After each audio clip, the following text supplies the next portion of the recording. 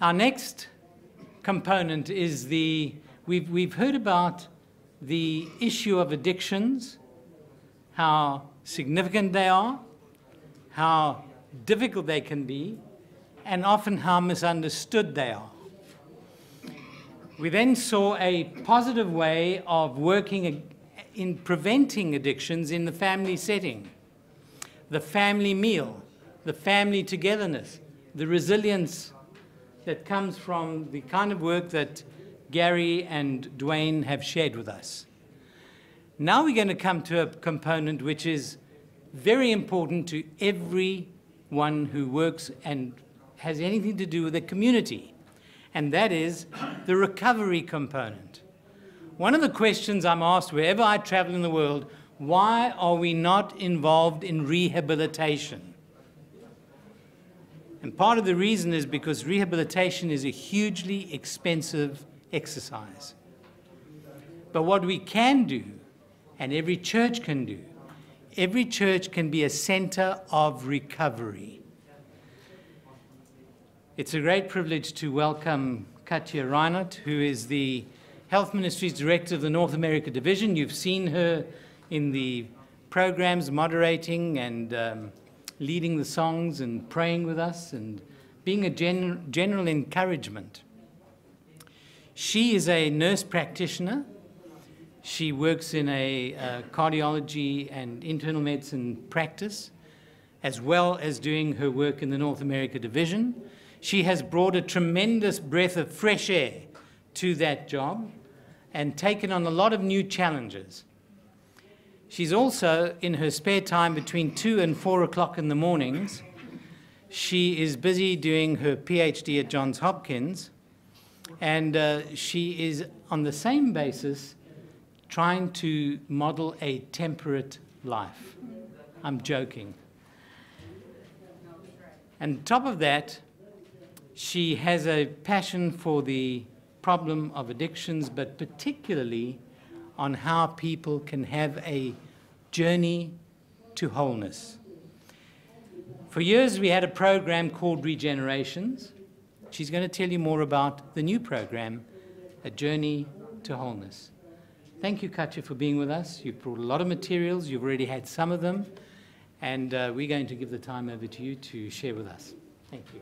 Thank you, Peter. And it's wonderful to have the smaller groups so we can communicate a little bit more closely and interact.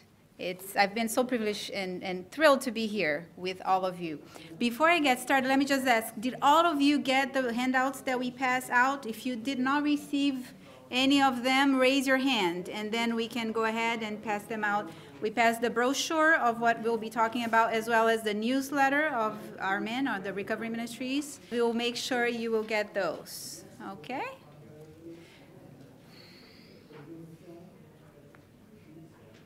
Very good. Well, as Dr. Landless just mentioned, I serve as the Health Ministries Director, and now, since a little over a year ago, officially, Adventist Recovery Ministries, which is what we'll be talking about next, has come under the auspice of the Adventist Health Ministries. And thus, I'm now the director for both Health Ministries as well as Adventist Recovery Ministries for our division.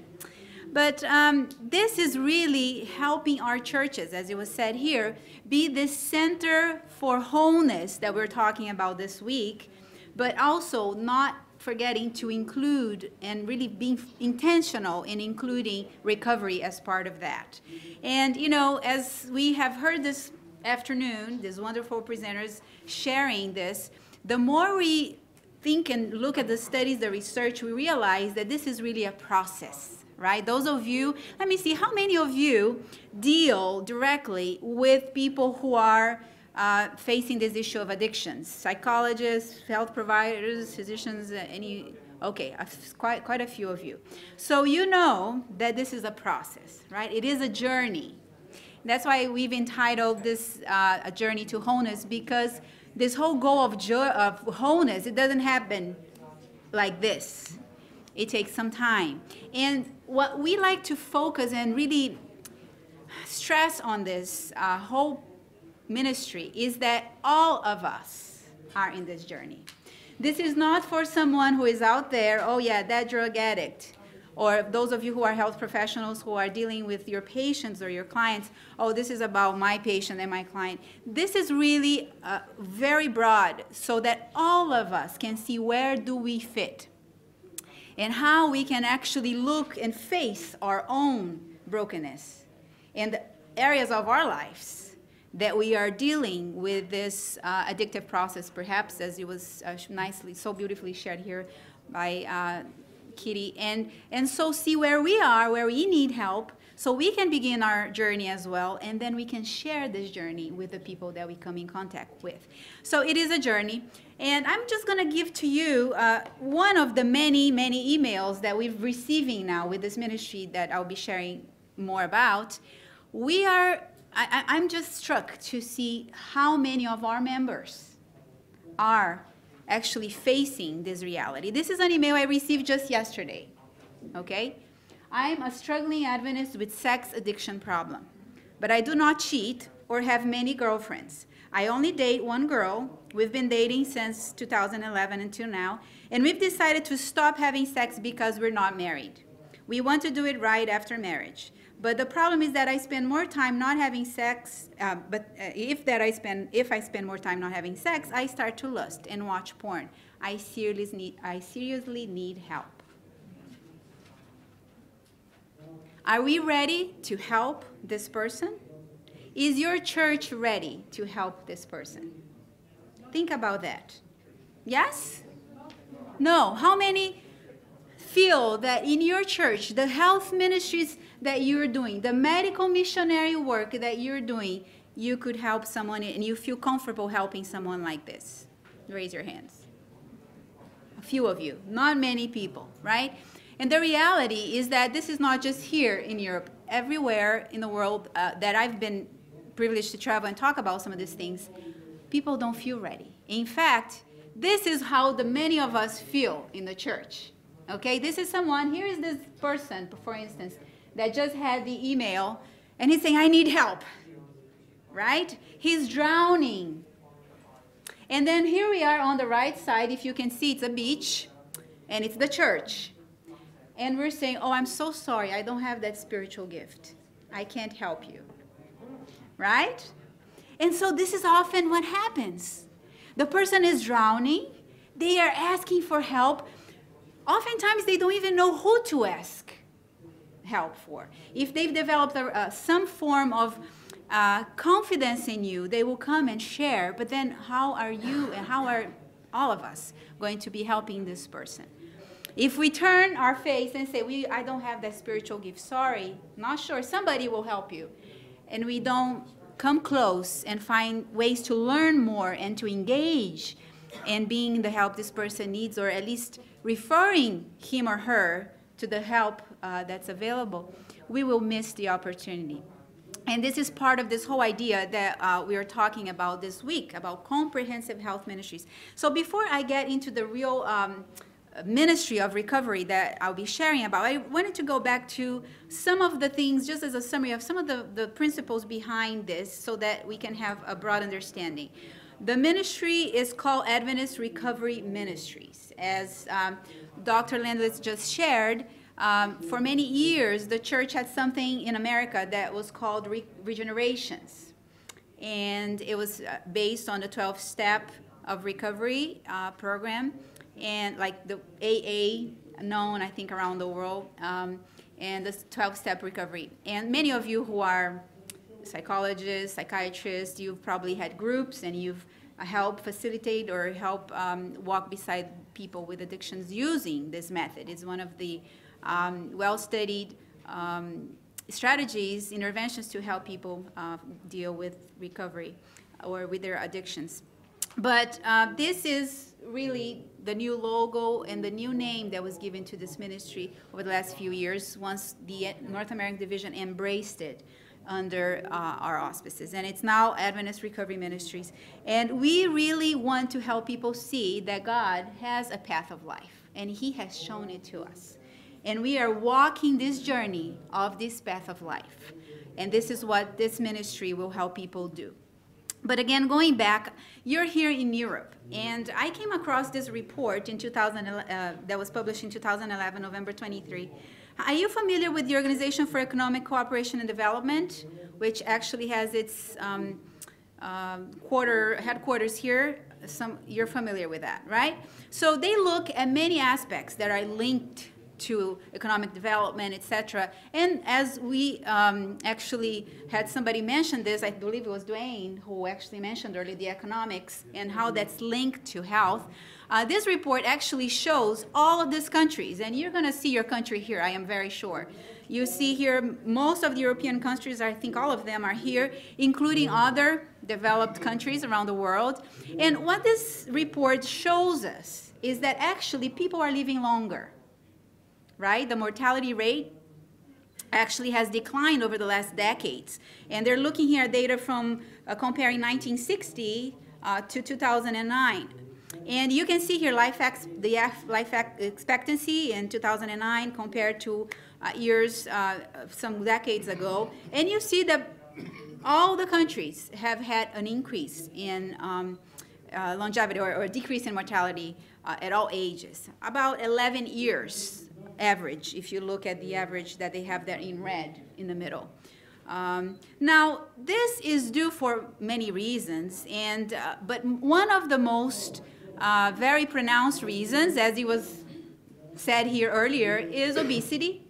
Obesity has been among one of the factors that has increased the chronic diseases of this. So even though people are living longer, and there are many reasons why that's happening, or there's decreased mortality, we know that they're not necessarily living healthier. So this longer life is a life full of chronic disease, and we see all the chronic diseases just on the rise, the non-communicable diseases on the rise, obesity being one of the reasons. And again, these reasons behind the chronic rise of obesity or chronic rise of obesity and the chronic diseases are actually due to lifestyle, as we know. And this was said here in this conference. We have all these wonderful workshops talking about that. And so here again, all the list of all the countries that are listed here, and you see a rise, for instance, in the prevalence of chronic disease, in this case looking at diabetes, and you see that all of them have had this increase because of lifestyle. Now, when they look at the risk factors related to the lifestyle, they identified 3 that are the highest on the list, on top of the list, as the most important risk factors for health, for the reduction of these chronic diseases, as well as for, you know, reversal of this pattern that we see. And it's not surprising. The 3 of them are smoking, alcohol, and overweight or obesity. So this is a huge priority for health departments all over the world. It's not just America. And yes, you know, as you saw here, the graph earlier, Dr. McBride mentioned the U.S. being one of the countries that is on the top of the list. In fact, if you go here, you see the United States is the worst from all the countries. But it's not just the United States. All of these countries have seen a rise in obesity and in chronic disease.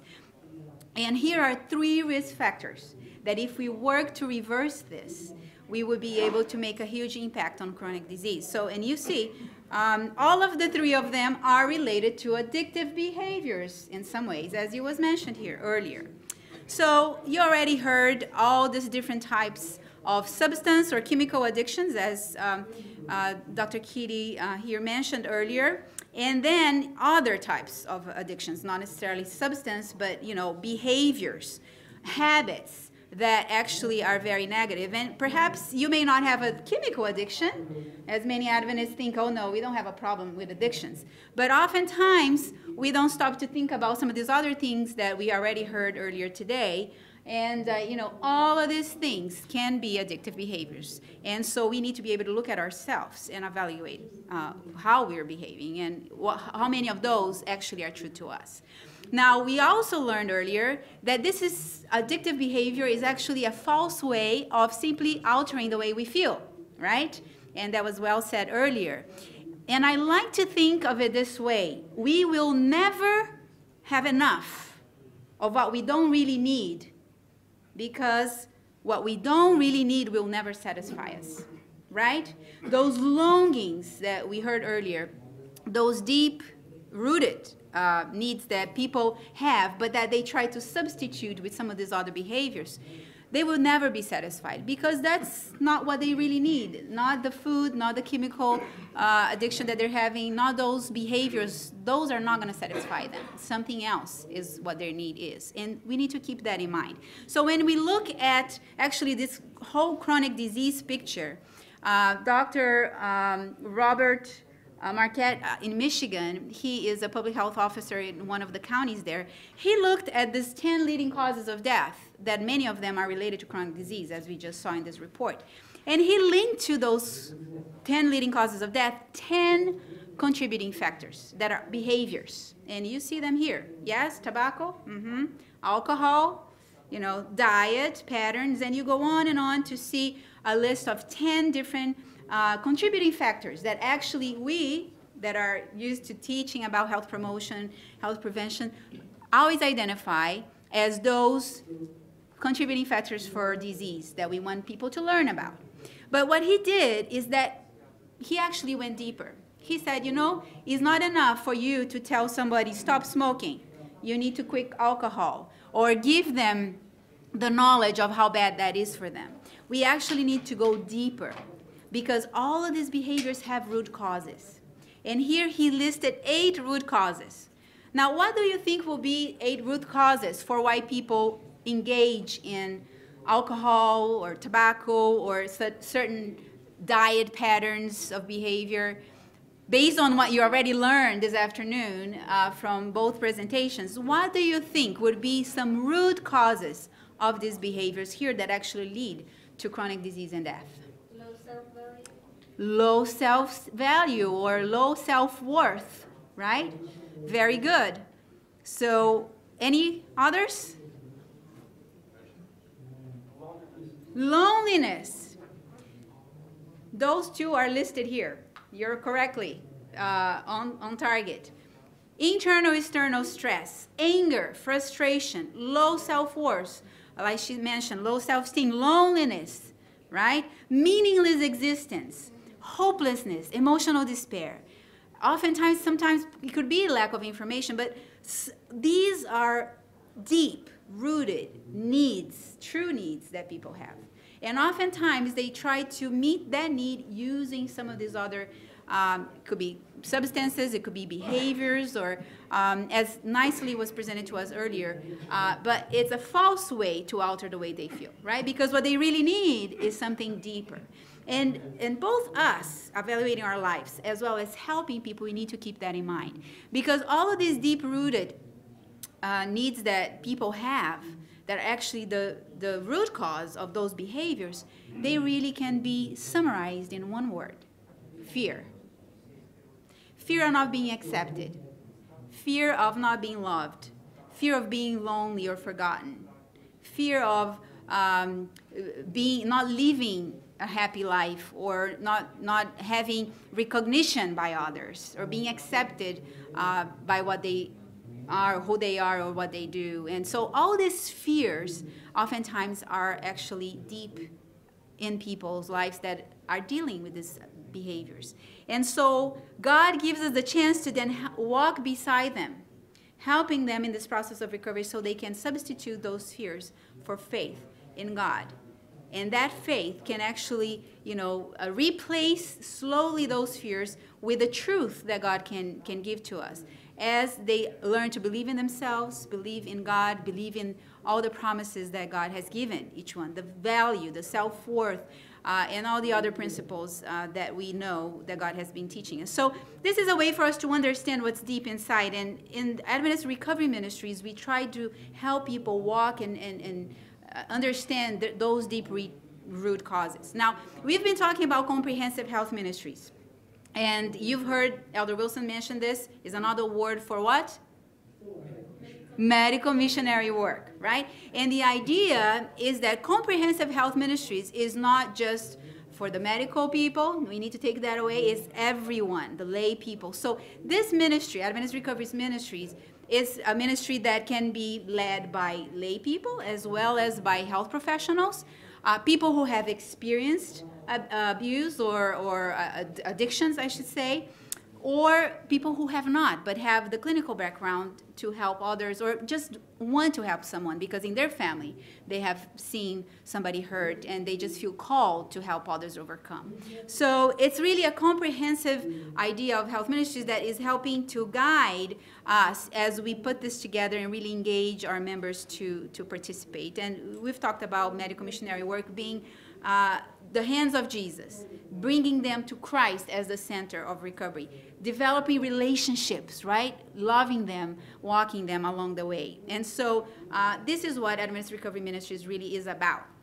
So the whole vision of the World Church now, you'd see that is to make that church that center for health and healing, right? A center in the community that people can recognize. So imagine if all of our churches were equipped to answer to that email, to that person, and say, I know exactly what you need. You can come to our Recovery Ministries group. We meet weekly, and we will embrace you.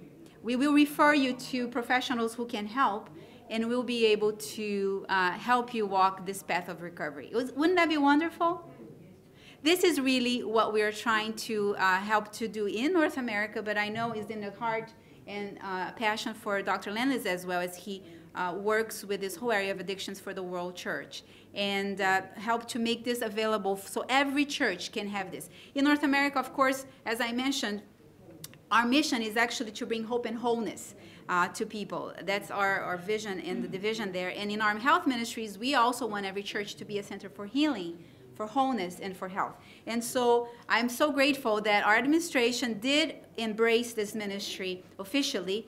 And so grateful that Dr. Landless has done that over the years, you know, being supportive as well, and now we are able to develop resources. So the mission of Adventist Recovery Ministries is really to promote healing and to really try to bring freedom from harmful practices for those people who are hurting by providing resources and by providing training for anyone who wants to be involved.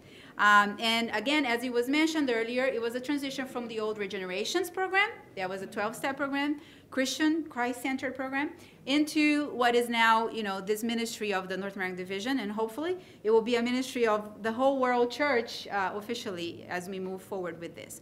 So one of the first things, of course, we did, and we're doing with health ministries and recovery there, was to see people, help people see that this is about, you know, part of it is about choices of the habits that they develop, and of course to say no to alcohol, drugs, harmful substances, to say no to tobacco in their minds, and understand that they want that to be part of their new life. And there are many other habits along the way that help, and you're going to recognize here all the 8 remedies, you know, choosing the music they listen to how long they will listen to it, what to see, and also what to read. You know, those choices on a daily basis make a difference. Choose to be involved in selfish service and to volunteer. And we see that based on the research that Dr. McBride and Dr. Hopkins shared as well, in terms of the young people particularly, that helps them in the process. Of course, diet and it's an important aspect, and that impacts our mental health as well, emotional health. So the right foods, physical activity, and, you know, being in the sunlight, all those things that we know that are choices for health, they make an impact on our brain health as well. And so helping people involve and learn more how to incorporate those habits make a difference. Sleep, taking vacations, having balance in their work, you know, those choices, and looking at that in terms of a restful environment is important. So we developed lots of these posters that, by the way, are in several languages, are in Spanish, French, Russian, Portuguese, and English. And so you can actually download this from our website freely, print it, use it if you would like. We have a little bookmark with all of them listed. People can check here the days that they are thinking about these choices, that they're walking 30 days or 30 minutes a day at least. And it's just to help people realize that these are choices for life. So that was the very first thing we did, even before getting deeply into recovery ministries. And then we came across the materials that were used by Regenerations, and we've decided to then, you know, develop other resources to be used in small groups for the church. So it's a Christ-centered help for those who are hurting, and that's what this is about. So anybody's invited to come and participate of this ministry. They could have an addiction themselves. They could have someone in their family with addictions. They could have depression or any other mental, emotional issues or stress that they're dealing with. So anyone is welcome if they feel that they would like to participate of the, what we call our MIN group, the Recovery Ministries group. And those of you, I hope everybody got this brochure. If you open the brochure right at the middle, you will see the focus of what we believe in, what we're trying to do as we help people. It's the 12 steps. And you can see here the regular 12 steps to recovery that we normally use, Alcoholics Anonymous has used. Normally they don't use, you know, the Christ-centered approach, right? What's different with this is that we're bringing Christ to the center of the 12 steps. Now, you also notice here, right in the middle, that you have the biblical comparison to those steps. So you have biblical texts that actually are a comparison to those 12 steps. And so as people embrace that step, they keep that verse, that promise, that Bible verse in their mind. At the same time, we use the book Steps to Christ. So inspiration. Each chapter relates to one of the steps. So you can see here the different chapters from Steps to Christ, and they are compared to each of those 12 steps. And so people are encouraged to read that chapter, you know, spend time asking God for help as they go through those different steps. Because, and again, that's why we said this is for all of us, because all of us need this in some way or another, don't we? In our choices and some of the things that we know we need to improve. So it does help us in that way. And then, of course, you see here the Christian principles. And, you know, there's about 3 or 4 of each of the steps here that relate to these 4 main principles here. So this is kind of like the, you know, whereas in AA, people go, they say their steps, and, you know, they share. Well, this is a similar approach, except that it's totally Christ-centered, right? And that changes the whole dynamic. As we saw earlier with the presentation here that Kiti shared, Christ being the center is the way to really help people even more. So in essence, this is what we're doing. So this was one of the things, by the way, this brochure is available on the website. You can download it if you'd like as well. And there's more information here. But what I wanted to share is that that wasn't enough. So we decided to develop a couple of more resources. One of them is this newsletter here. So all of you got this, right? This newsletter is bi-monthly, and it talks about the cycle of addictions. Every month there's an article written by a professional or someone who deals or who facilitates a group. Talks about one step, and then the biblical steps to Christ, the comparison to that, the biblical and Christian principles. Has a testimonial of somebody who has struggled with that, and they're sharing their testimony of how Christ has brought you know, has been helping them in this recovery process. And then there are news and upcoming events. Some churches talk about what they're doing, and we have a message. Now, this has also been translated. So you have this in Spanish, in French, in Russian, not in Portuguese. We didn't do it, this one in Portuguese, sorry. But maybe we will. I apologize. Me desculpa, sinceramente. But we do have it in 4 languages now. So whereas the, yeah, so we'll have it in 4 languages. The other newsletter we have in 5. So this one here is, again, available for download. You can subscribe free online. You receive an email, and, you know, bi-monthly. And you're able to use this if you like. I know a few of the unions and the conferences are already using this. I know in Russia several people there are using, and some other countries. So in Spain I heard that they're using it, and I'm glad to hear that. This is for everyone. So another resource that was developed and is the latest resource is the Journey to Wholeness.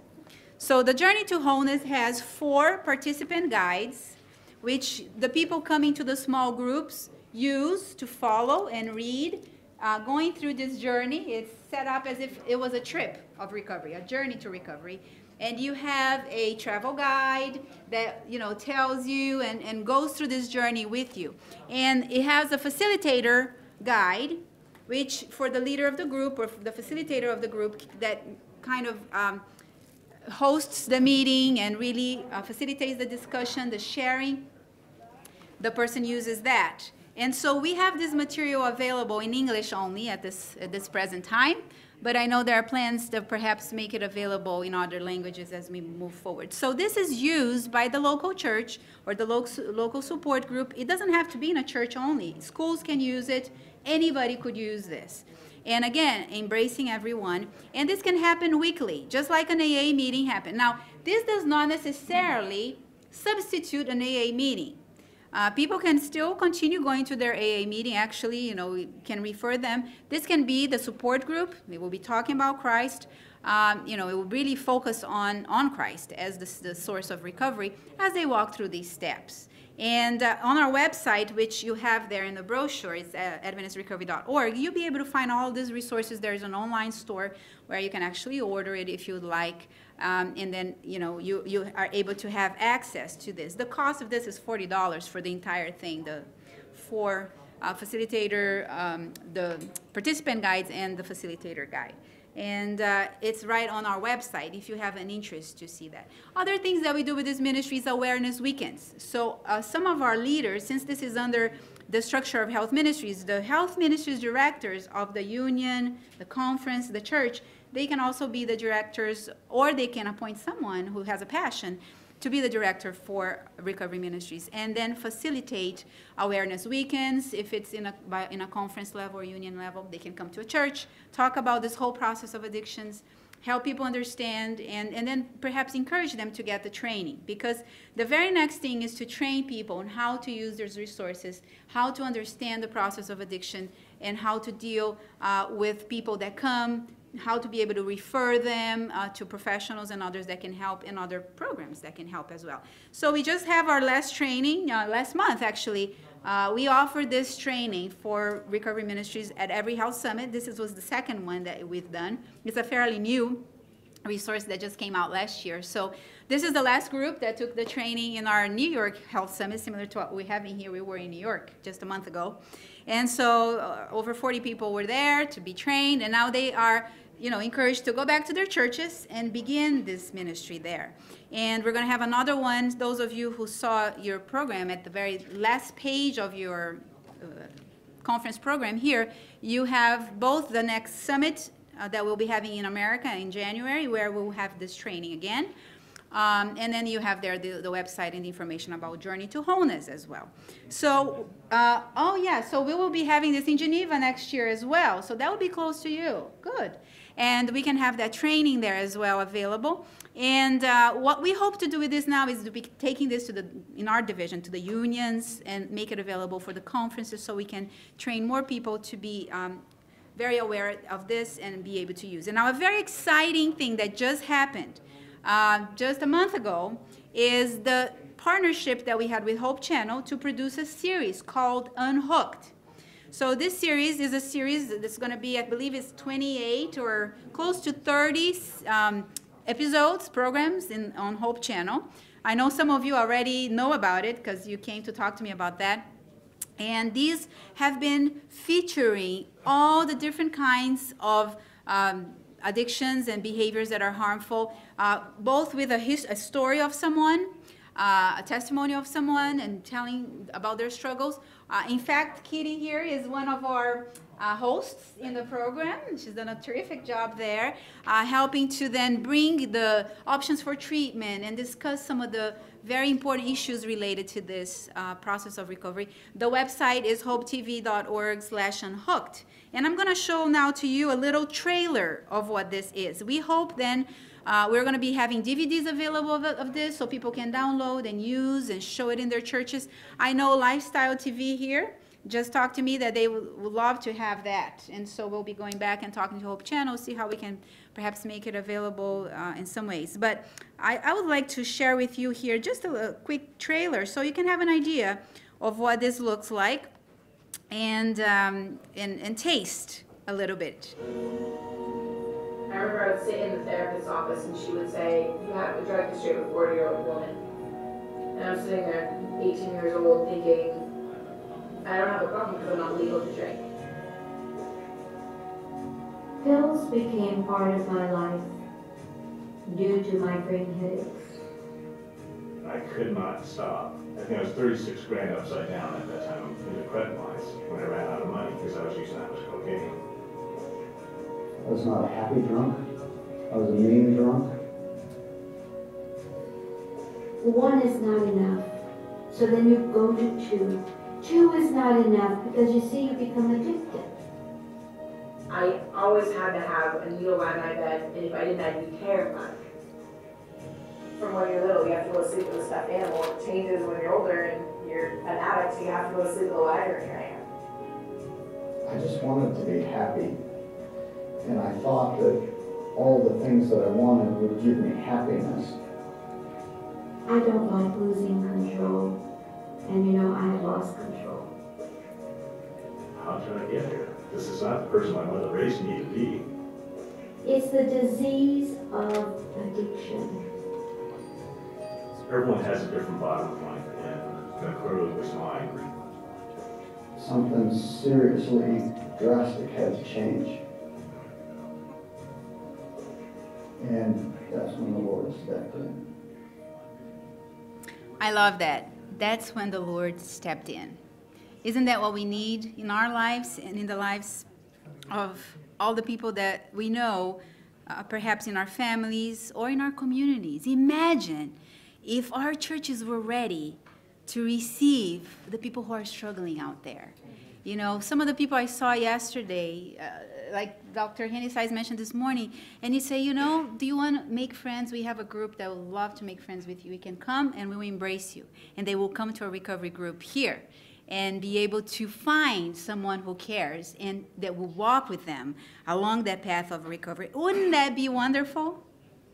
So this is something that God is calling us to do. This website here, people can go there. They can watch previous episodes. We already had over a month, so every week there's a new episode going. And some of these people you saw on the trailer, they're actually real stories that share their testimonials. And people can find more resources and information here, you know, exchange of communication, and we are responding and praying with them as well. Sometimes they call to pray with someone. They want help, and so we're there for that. And we're just praying that God will be able to do that. Of course, we have many ways to refer people to different programs. In U.S. now we're developing a list of counselors and some people that we can hook up with those that are contacting us for help. Right now, this ministry is in its infancy, so we don't have many churches with a recovery ministries. But our goal is to start growing more and more, and then along with that recovery ministry, we can have stop smoking programs, more specific, something perhaps more specific for, you know, sexual addictions or alcohol, or, you know, really work more closely with other good programs to help people move along.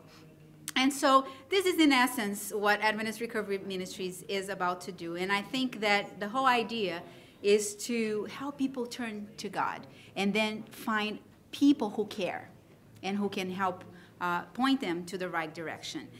We need to remember, as it was read earlier here, that the whole idea of why we're here this week and why we engage in medical missionary work or comprehensive health ministries is to do what?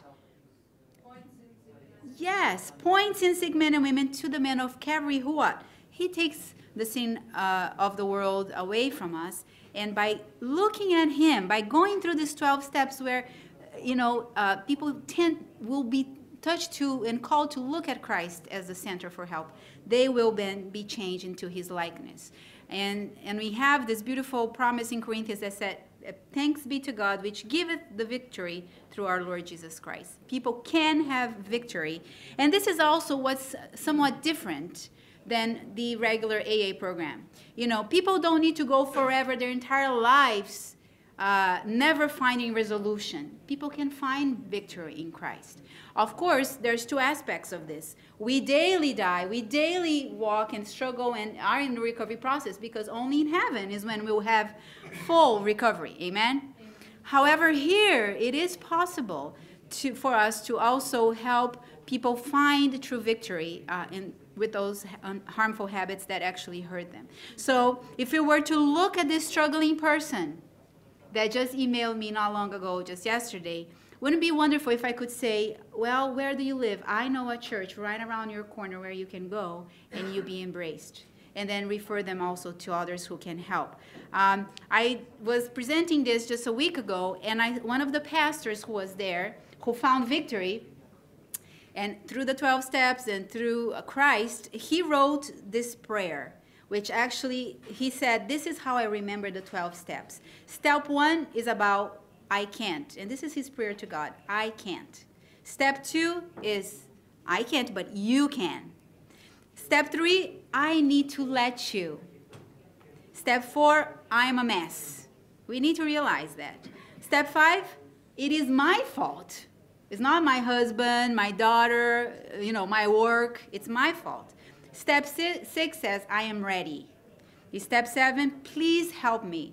And then step 8, to be honest. You have to be honest with yourself and really look at the truth, face to face. Fix what I can. So God is the one who can do that. Keep me looking up, growing in God, step 11, and then 12, encouraging others, which is the last step that people need to be able to give away and, serve and help others to recover as well. And so I found so beautiful this prayer, which very succinctly summarizes the 12 step, looking at Christ as the center for recovery.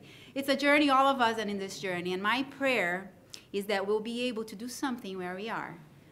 Take advantage of these resources that God has allowed us to develop, and hopefully we'll continue to expand on that so that we can have it in many languages, your churches can use, and we can really be known as a center for health, healing, and wholeness, pointing people to Christ.